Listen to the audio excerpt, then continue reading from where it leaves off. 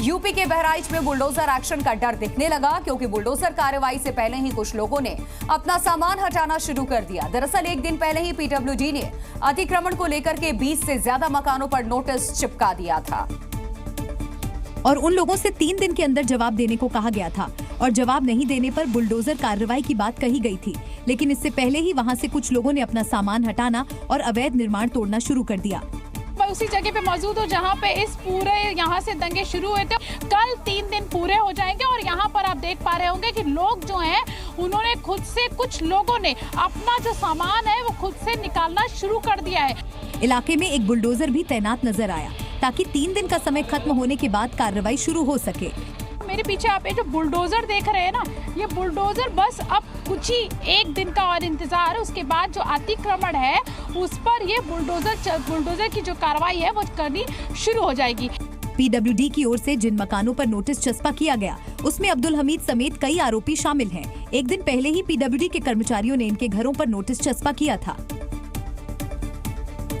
बहराइच हिंसा को लेकर के पुलिस एक्शन मोड में है। एक तरफ जहां पुलिस हिंसा मामले के आरोपियों की धरपकड़ में जुटी है, वहीं उनके अवैध निर्माण पर बुलडोजर चलाने की भी तैयारी है, जिस पर मुस्लिम समाज की ओर से मिलीजुली प्रतिक्रिया सामने आई। अवैध निर्माण करने वाले कुछ लोगों ने प्रशासन की इस कार्रवाई को सही ठहराया। अब नोटिस चपका हो गई है और अगर अपने हाथ से निकाल लेंगे तो सुरक्षित हम निकाल लेंगे, और अगर बुलडोजर आएगा तो बहुत नुकसान कर सकता है। तो आप इस कार्रवाई को सही मानते हैं या गलत?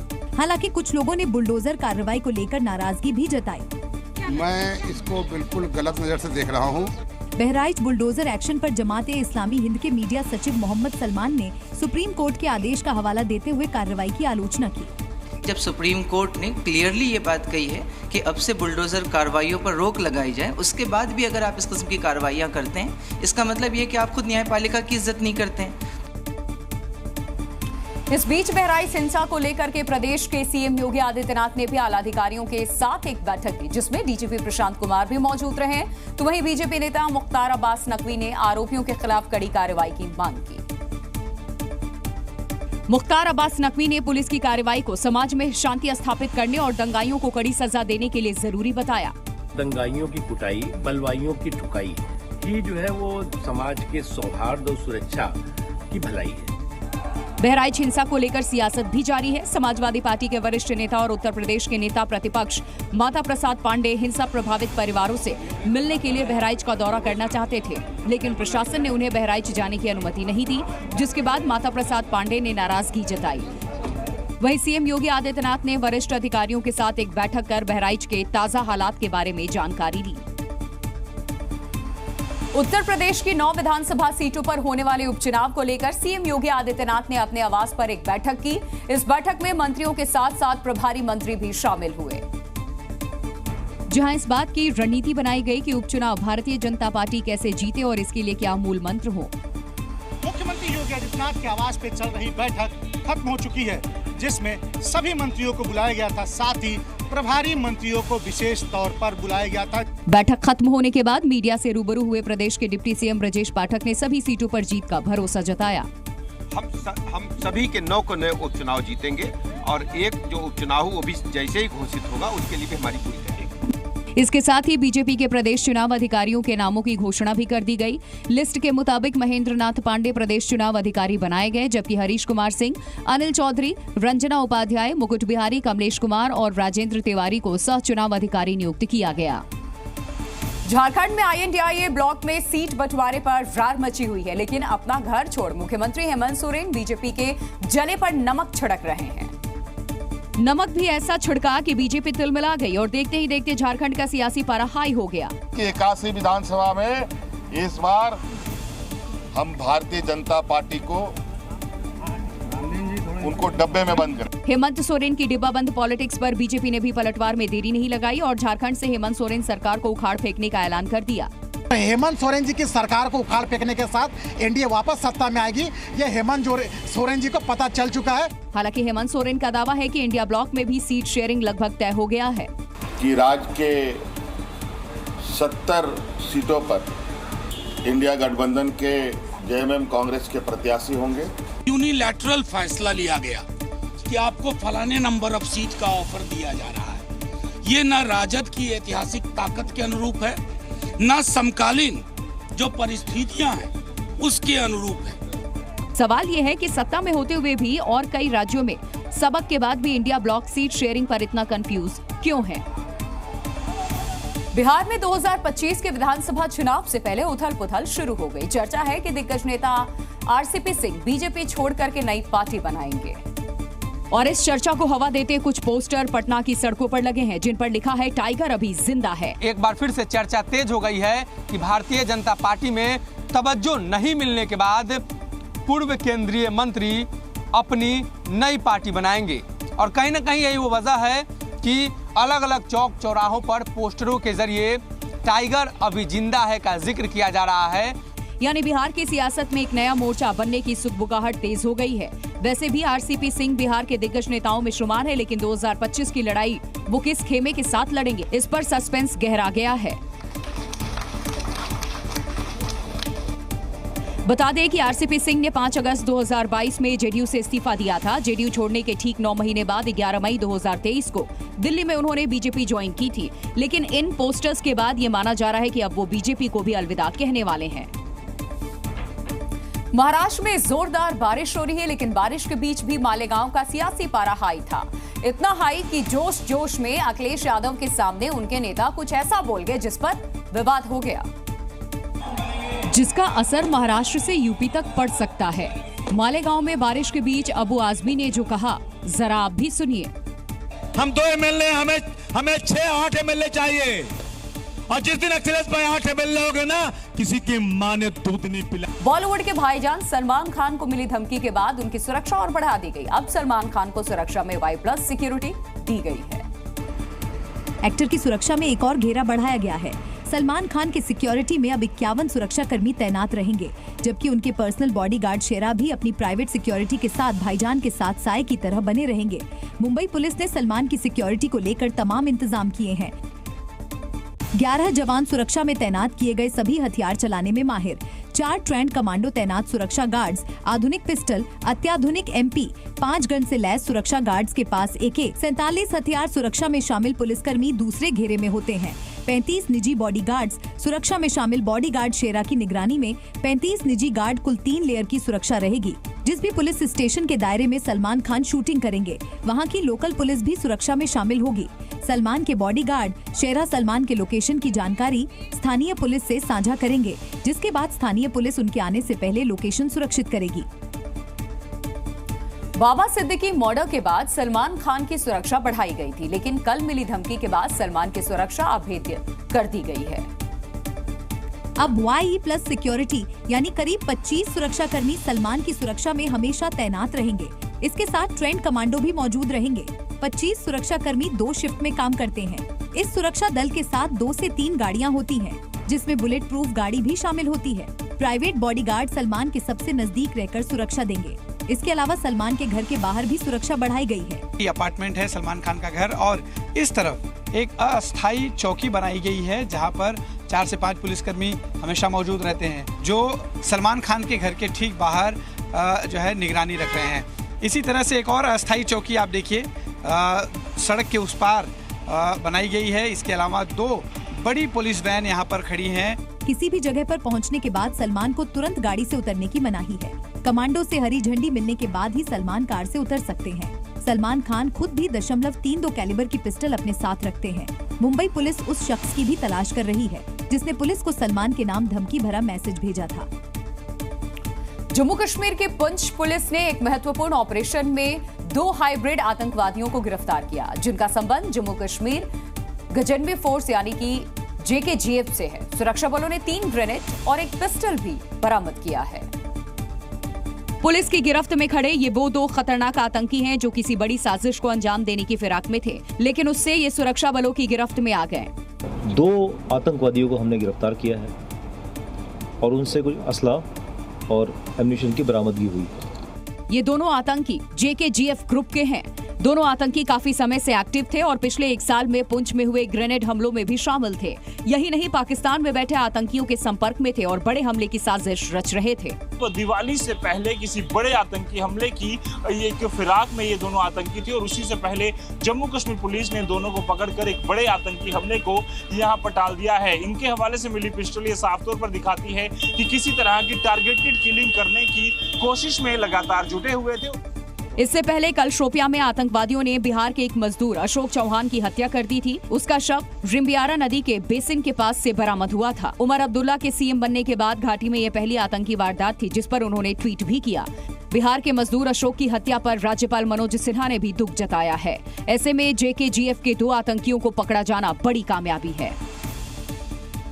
उत्तराखंड में भी अतिक्रमण के खिलाफ बुलडोजर एक्शन जारी है। हरिद्वार के बहादुराबाद क्षेत्र के मीरपुर गांव में बुलडोजर के जरिए यहां पर धार्मिक संरचना को गिरा दिया गया। मजारनुमा ये धार्मिक संरचना थी।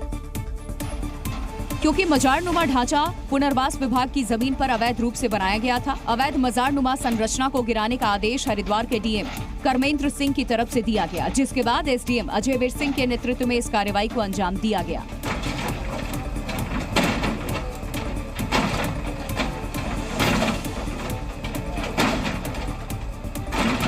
इसके लिए 2 बुलडोजर मंगवाए गए और उनकी मदद से कुछ ही देर में मजारनुमा ढांचे को गिरा दिया गया।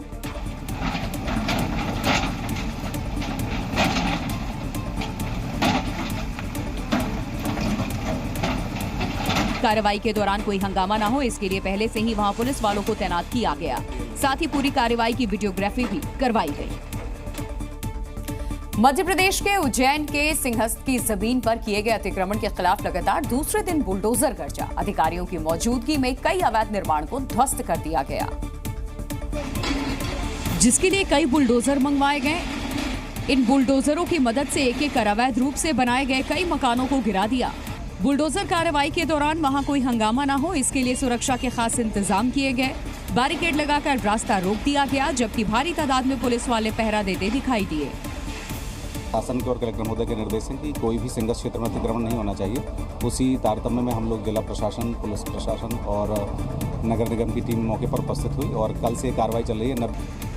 अधिकारियों के मुताबिक वहां करीब 90 मकान अवैध तरीके से बनाए गए थे, जिनमें से ज्यादातर मकानों को गिरा दिया गया, जबकि बाकी बचे अवैध निर्माण को गिराने का काम जारी रहा। राजस्थान के टोंक में अतिक्रमण पर बुलडोजर एक्शन विवादों में है। यहाँ कोर्ट से स्टे के बाद भी नगरपालिका का बुलडोजर जमकर गरजा और सड़क किनारे अवैध निर्माण दुकानों को ध्वस्त कर दिया। SDM की मौजूदगी में इस एक्शन के खिलाफ दुकानदारों ने विरोध भी जताया और कोर्ट से स्टे की कॉपी भी चस्पा कर दिया। बावजूद इसके बुलडोजर एक्शन पर ब्रेक नहीं लगा और अवैध निर्माण को मिट्टी में मिला दिया गया। बताया गया कि नगर पालिका ने ही इन दुकानों को किराए पर लगाया था, जिसे खाली करने के लिए पहले नोटिस दिया गया और जब किराएदार नहीं माने तो कोर्ट से स्टे लगने के बावजूद अवैध निर्माण को ध्वस्त कर दिया। प्रशासन की ये कार्रवाई मालपुरा के व्यास सर्किल के पास हुई, जिसके खिलाफ स्थानीय दुकानदारों में गुस्सा है और SDM के खिलाफ स्वायत्त शासन को शिकायत की गई, लेकिन बुलडोजर कार्रवाई पर ब्रेक नहीं लग पाई। हैदराबाद के श्री मुथिलम्मा देवी मंदिर पर हुए हमले में नाराज कुछ लोगों ने जमकर प्रदर्शन किया और इस दौरान भारी तादाद में प्रदर्शनकारी मंदिर के पास इकट्ठा हो गए, जिससे वहां हालात बिगड़ गए। वहां मौजूद सुरक्षा कर्मियों ने लोगों को समझाने की कोशिश की, लेकिन जब वो नहीं माने तो पुलिस ने भी मोर्चा संभाला और उन पर लाठीचार्ज कर दिया।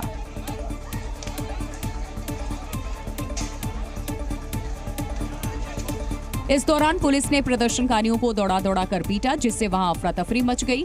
भागने के दौरान कई लोग सड़क पर ही गिर गए।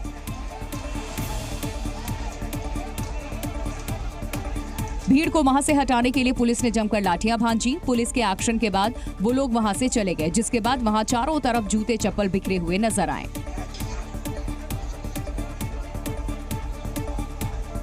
काफी देर तक हुए हंगामे के बाद पुलिस ने प्रदर्शनकारियों को वहां से खदेड़ दिया। सरहद इंसानों के लिए है, दिल के रिश्तों के लिए नहीं। जौनपुर के मोहम्मद अब्बास हैदर ने ये बात सच साबित कर दिखाई। अब्बास ने पाकिस्तान की लड़की से ऑनलाइन निकाह किया। शुक्रवार की रात इमामबाड़ा कल्लू महरूम में शाहिद अपने बेटे मोहम्मद अब्बास की बारात लेकर पहुंचे और टीवी स्क्रीन पर सभी के सामने ऑनलाइन निकाह करवाया गया। दुल्हन पाकिस्तान के लाहौर में थी। इस दौरान दोनों पक्ष के लोगों ने दूल्हे और दुल्हन को दुआएं और मुबारकबाद दी। आप लोगों को बहुत बहुत मुबारक। निकाह की रस्म शिया धर्मगुरु मौलाना महफूजुल हसन ने पूरी कराई। दरअसल बीजेपी नेता तहसीन शाहिद ने 1 वर्ष पहले अपने बेटे मोहम्मद अब्बास हैदर की शादी लाहौर में अपने रिश्तेदार की बेटी अंदलीप जहरा से तय की थी, लेकिन शादी की तारीख आने तक वीजा नहीं मिला। लड़की की मां भी गंभीर रूप से बीमार थी। ऐसे में ऑनलाइन निकाह का फैसला किया गया और दोनों मुल्कों के मौलाना की रजामंदी के बाद सैकड़ों बारातियों की मौजूदगी में टीवी स्क्रीन पर सभी के सामने ऑनलाइन निकाह करवाया गया। निकाह के बाद अब दुल्हन की पाकिस्तान से वीजा मिलने के बाद विदाई का इंतजार है।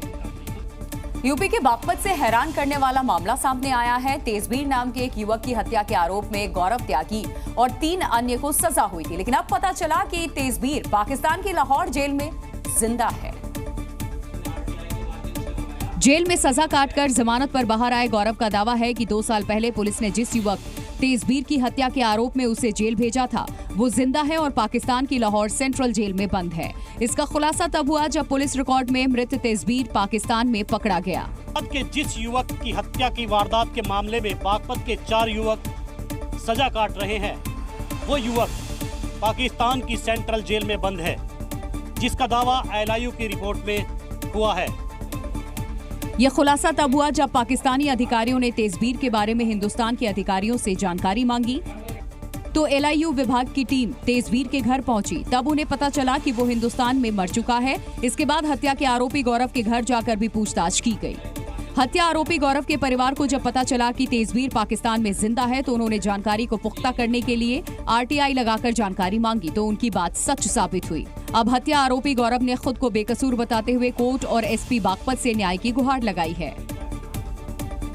राजस्थान SI भर्ती परीक्षा 2021 को रद्द न करने की मांग को लेकर लगातार प्रदर्शन हो रहे हैं। प्रदर्शनकारी छात्र अभिषेक शर्मा कोहनी के सहारे रेंगते हुए प्रसिद्ध मोती डुंगरी गणेश जी मंदिर पहुंचे और गणेश जी को ज्ञापन सौंपा। प्रदर्शनकारी छात्र अभिषेक शर्मा SI भर्ती छात्रों के परिजनों और रिश्तेदारों के साथ मोती डुंगरी गणेश मंदिर पहुंचे और भगवान गणेश के चरणों में SI भर्ती को यथावत रखने की अर्जी लगाई। SI भर्ती को यथावत रखने के लिए मोती डुंगरी गणेश जी के चरणों में यह ज्ञापन देने आए हैं कि माननीय मुख्यमंत्री भजनलाल जी जब राजस्थान आए तो वह अपनी बुद्धिमत्ता का परिचय देते हुए यह निर्णय लें कि राजस्थान की SI भर्ती 2021 को यथावत रखा जाता है। फरियादी अभिषेक ने कोहनियों के बल रेंगते हुए मंदिर पहुंचकर गणेश जी के दरबार में हाजिरी लगाई और कहा कि वो ईमानदार लोगों के लिए आंदोलन कर रहे हैं। प्रदर्शन के दौरान बैनर पर स्लोगन भी लिखा गया कि अपराधियों को छोड़ो मत, ईमानदारों को छेड़ो मत। आंदोलनकारी अभिषेक ने SI भर्ती को यथावत रखने और ईमानदार छात्रों के साथ न्याय करने की मांग की है। उत्तर प्रदेश के मुजफ्फरनगर में करवा चौथ पर मेहंदी जिहाद के खिलाफ लठ जिहाद शुरू किया गया और आज से मेहंदी लगाने वालों का आधार कार्ड भी चेक किया जा रहा है। अब करवा चौथ के मौके पर मेहंदी लगाने वालों को अपना आधार कार्ड दिखाना होगा। हिंदूवादी संगठनों ने शहर में 13 स्थानों पर मेहंदी केंद्र बनाए हैं। वहां मेहंदी लगाने वाले आधार कार्ड दिखाकर ही काम कर सकेंगे। मुजफ्फरनगर में मैं मौजूद हूँ उत्तर प्रदेश के, जहाँ पर आपको कम्युनिटी हॉल में नजर आ जाएगा कि किस तरह से वो जो सुहागनों को मेहंदी लगाने की बात जब आई तब यहाँ पर ये कोशिश की गई, इस चीज़ को सुनिश्चित किया गया कि वो सिर्फ हिंदू लोग ही यानी कि सिर्फ हिंदू बहनें ही उन सुहागनों को मेहंदी लगाएं। हिंदू संगठनों का आरोप है कि करवा चौथ या दूसरे त्योहारों पर विशेष समुदाय के लोग पहचान छुपाकर मेहंदी लगाते हैं और हिंदू समाज की बहू बेटियों को बरगलाते हैं। इसीलिए इस बार विशेष मेहंदी कैंप आयोजित किया गया। आजकल लव जिहाद की घटनाएं बढ़ रही हैं। विशेष समुदाय के लोग मेहंदी लगाने के माध्यम से आते हैं, हमारी बहन बेटियों का हाथ पकड़ते हैं। वहीं हिंदू संगठनों ने घर घर जाकर मेहंदी जिहाद के खिलाफ प्रचार किया और सुहागिनों को हिंदू बहनों से ही मेहंदी लगवाने के लिए प्रेरित किया। अब कैंपों में भी जो भी बहन मेहंदी लगाने के लिए सेवा प्रदान करने आएंगी उनको आधार कार्ड लाना अनिवार्य होगा।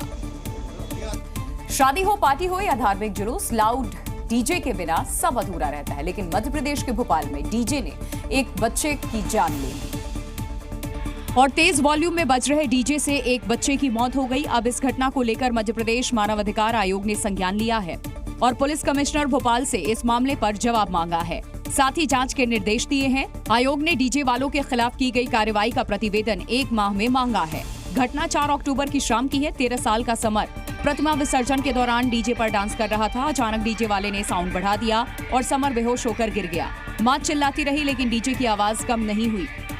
नतीजन समर की मौत हो गई। अब मानव अधिकार आयोग ने मामले के जांच के आदेश दिए हैं। वैसे एमपी में सीएम के आदेश पर नवरात्रि के दौरान 90 से अधिक डीजे संचालकों पर एफआईआर दर्ज की गई है, लेकिन इतनी सख्ती के बाद भी मौत के डीजे ने एक बच्चे की जान ले ली। तो डीजे हमारे दिल का बड़ा दुश्मन है। ये पहली बार नहीं है जब डीजे की वजह से कोई मौत हुई हो। चलिए समझते हैं लाउड डीजे कितना खतरनाक है। दरअसल डॉक्टर्स के मुताबिक बात करें तो कान के सुनने की जो आइडियल क्षमता है वो 80 डेसिबल होती है, यानी कि 80 डेसिबल होती है, जबकि डीजे की ध्वनि 180 डेसिबल या इससे काफी अधिक होती है। और इस तेज ध्वनि को क्रॉनिक साउंड कहते हैं, जो कि हाइपरटेंशन और हार्ट अटैक के खतरे को कई गुना बढ़ा देता है। और इतना ही नहीं, तेज आवाज से शरीर में कई खतरनाक केमिकल रिलीज भी होते हैं। अलग अलग रिपोर्ट का दावा है कि हालिया कई हार्ट अटैक की घटनाओं में मौत की वजह डीजे भी रहा। सिर्फ जानलेवा ही नहीं, क्रॉनिक साउंड कान में दर्द और बहरेपन का भी खतरा पैदा करता है। WHO की एक रिपोर्ट के मुताबिक दुनिया की 5% आबादी लगभग 43 करोड़ लोग ध्वनि प्रदूषण के कारण बहरेपन का शिकार हैं। नोएडा के एक नामचीन स्कूल में मासूम बच्ची से हुए यौन उत्पीड़न का मामला गरमाया हुआ है। सैकड़ों की तादाद में पेरेंट्स स्कूल पहुंचे, लेकिन सुरक्षा कर्मियों ने कैंपस में उन्हें घुसने नहीं दिया। स्कूल प्रबंधन के इस रवैये से अभिभावकों ने स्कूल के बाहर हंगामा शुरू कर दिया।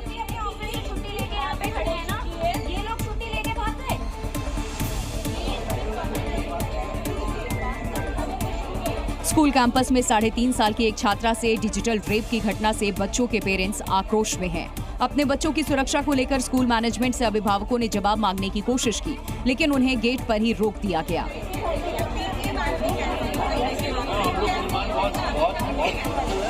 कोई नहीं बात हो रहा है, कोई भी फोन कॉल नहीं उठ रहे हैं, कोई सामने से आकर के बात नहीं कर रहा है।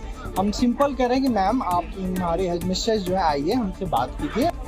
पेरेंट्स ने बताया कि स्कूल के अंदर बच्चे सुरक्षित नहीं हैं, क्योंकि इस घटना को पहले दबाने की कोशिश हुई। तो डीएम ने बताया कि शिकायत पर एक टीम का गठन कर दिया गया है। पहुंचे थे स्कूल में, कोई था नहीं रिस्पॉन्सिबल, तो वो यहाँ पे लोग आए थे। हमने अभी अपनी टीम सिटी मजिस्ट्रेट और डीआईओ के साथ कुछ और अधिकारी लगाए। इस डिजिटल रेप में क्लास टीचर और सिक्योरिटी इंचार्ज को घटना को छुपाने के लिए गिरफ्तार कर लिया गया है, लेकिन पेरेंट्स स्कूल में पढ़ने वाले बच्चों के लिए काफी चिंतित हैं। बिहार में पूर्ण शराबबंदी लागू है, लेकिन वहां स्कूल में बच्चों को शराब की तालीम दी जा रही है, वो भी 4th क्लास के बच्चों को। कुछ ऐसा ही मामला मोतिहारी के ढाका प्रखंड के एक स्कूल से सामने आया,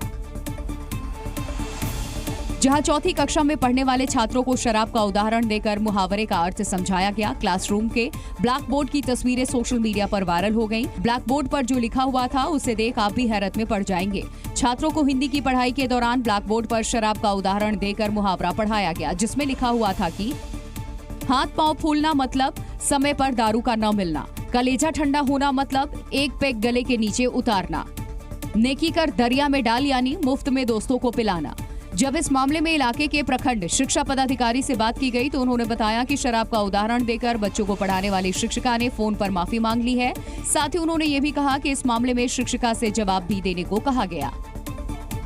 यूपी के देवरिया में एक दारोगा बुजुर्ग के लिए देवदूत साबित हुआ। स्कूटर से जा रहे एक व्यक्ति को दिल का दौरा पड़ा तो सीपीआर देकर उनकी जान बचा ली, जिसका वीडियो सोशल मीडिया पर वायरल हो गया। दरोगा विनोद कुमार सिंह मॉर्निंग वॉक पर निकले थे, तभी स्कूटर पर पीछे बैठा एक शख्स गिर गया। कोई बात है, कुछ हुआ नहीं है आपको? तभी दरोगा की नजर उन पर पड़ी और फौरन मौके पर पहुंचकर बेहोश शख्स को सड़क पर लिटा दिया और सीपीआर देना शुरू किया। इस दौरान वो उस शख्स से बात भी करते रहे और ढांढस बढ़ाया कि उन्हें कुछ नहीं होगा। आप ठीक हैं? ये कितनी उंगली है? हाँ। अच्छा, अच्छी बात है। कोई बात है, कुछ हुआ नहीं है आपको? परेशान न होइए। कुछ देर बाद उन्हें होश आ गया और अस्पताल में भर्ती कराया गया, जहां उनकी हालत ठीक बताई जा रही है। दरोगा के इस काम की लोग काफी चर्चा कर रहे हैं और सोशल मीडिया पर इसका वीडियो वायरल हो रहा है। छत्तीसगढ़ में जिस पुलिस वाले को कार्यक्रम में सुरक्षा की जिम्मेदारी सौंपी गई, उसी पुलिस वाले की करतूत अब वायरल हो रही है, क्योंकि सरगुजा में ऑर्केस्ट्रा प्रोग्राम का आयोजन चल रहा था, जिसमें पुलिस कर्मियों की सुरक्षा व्यवस्था के लिहाज से ड्यूटी लगाई गई। लेकिन वर्दी पहना ये शख्स फीमेल डांसर के साथ अजीब हरकतें करने लगा। बताया गया कि पुलिसकर्मी शराब के नशे में ड्यूटी पर तैनात था और उसके सामने कुछ लोग फीमेल डांसर के साथ शर्मनाक हरकत कर रहे थे, लेकिन लोगों को रोकना तो दूर, खुद वर्दी पहना शख्स डांसर के साथ रंगरलियां मनाते नजर आया और बार बार स्टेज पर परफॉर्म कर रही लड़कियों को अपने पास बुलाता रहा और बैड टच करता भी नजर आया। इस वर्दी वाले की हरकत से अब सरगुजा का पुलिस प्रशासन भी सवालों में है। तेलंगाना के जनगांव जिले में एक कार बेकाबू होकर के तालाब में गिर गई और गोते लगाने लगी। ये हादसा तब हुआ जब एक व्यक्ति ड्राइविंग सीख रहा था और ब्रेक लगाने की जगह एक्सेलरेटर दबा दिया।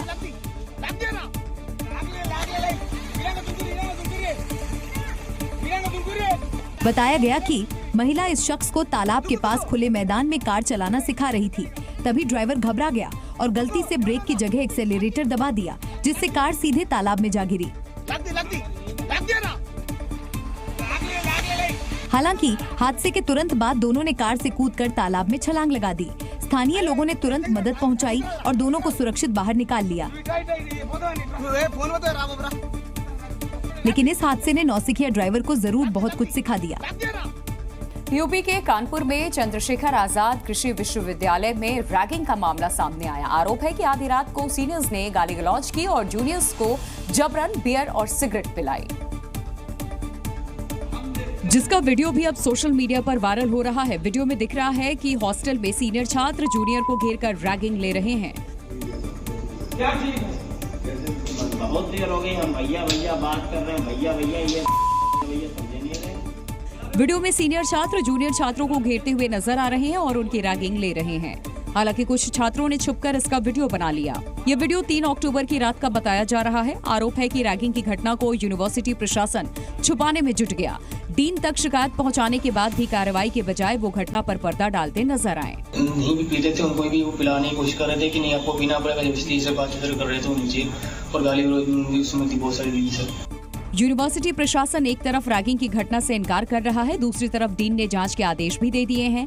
फिलहाल जांच जारी है, देखना होगा रैगिंग करने वाले छात्रों पर पुलिस क्या कार्रवाई करती है। यूपी के लखीमपुर खीरी में सड़क पर हैरान कर देने वाला नजारा देखने को मिला है। बाघिन अपने 3 शावकों के साथ चहलकदमी करती देखी गई,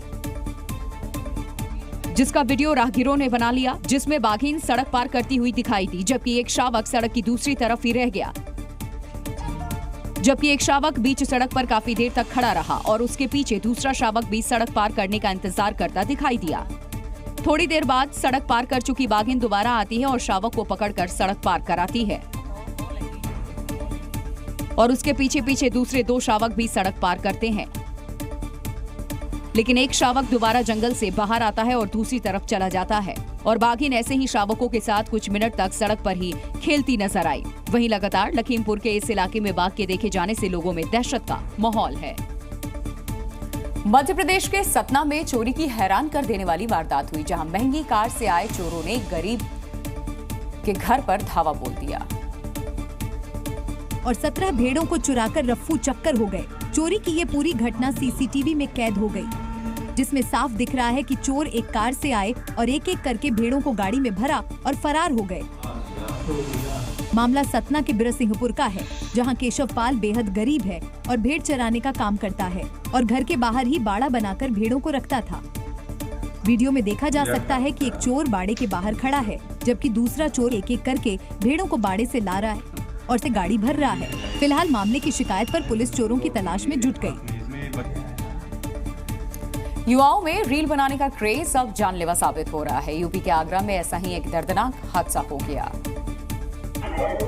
जहां सराफा बाजार में रील बनाने के चक्कर में एक युवक की लोहे के जाल से गर्दन कट गई और मौके पर ही मौत हो गई। इस हादसे का वीडियो भी सामने आया।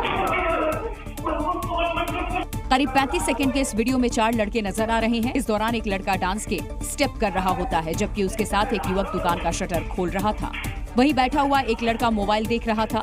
युवक स्लो मोशन में रील बना रहा था, जबकि उसके साथ का एक लड़का जाल पर बैठा दिखाई दिया, जो उसे पीछे जाने के लिए कहता है और लड़का जैसे ही जाल उठाता है उसका पैर फिसलता है और इस दौरान जाल भी बंद हो जाता है, जिसमें फंसकर उसकी गर्दन अलग हो जाती है। घटना के बाद पूरे बाजार में हड़कंप मच गया। सूचना पर पहुंची पुलिस पूरे मामले की पड़ताल कर रही है।